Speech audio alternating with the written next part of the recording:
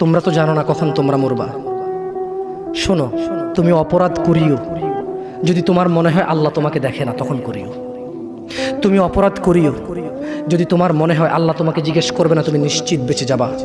তুমি অপরাধ করিও যদি তোমার মনে হয় যে আল্লাহ তোমার জন্য জাহান্নাম নির্ধারণ করবে, আর তুমি আল্লাহকে বলবা আল্লাহ আপনি বললেই হবে না আমি জাহান্নামে যাব। যদি এই ক্ষমতার অধিকারী হও তাহলে তুমি অপরাধ করিও। তোমাকে বলি, মহিলা, মা, বোন, চাচা, চাচি, নামাজ ছাড়া মানুষ মুসলমান থাকে না। ওয়াল্লাহি আমি বলছি না কোথায় বাঁধবেন, তর্ক পরে।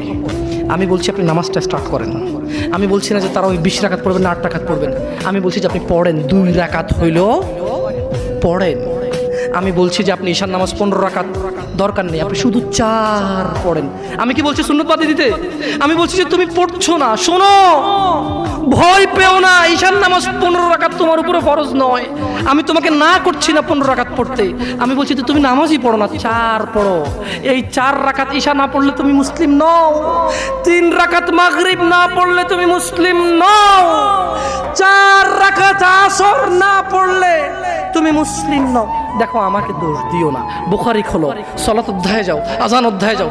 আল্লাহর নবী বলেছে তারা ওরা কাফির, ওরা মুশরিক, ওদের আর আমি মুহাম্মদুর রাসূলুল্লাহ সাল্লাল্লাহু আলাইহি ওয়াসাল্লামের উম্মতের মধ্যে পার্থক্য হচ্ছে নামাজ।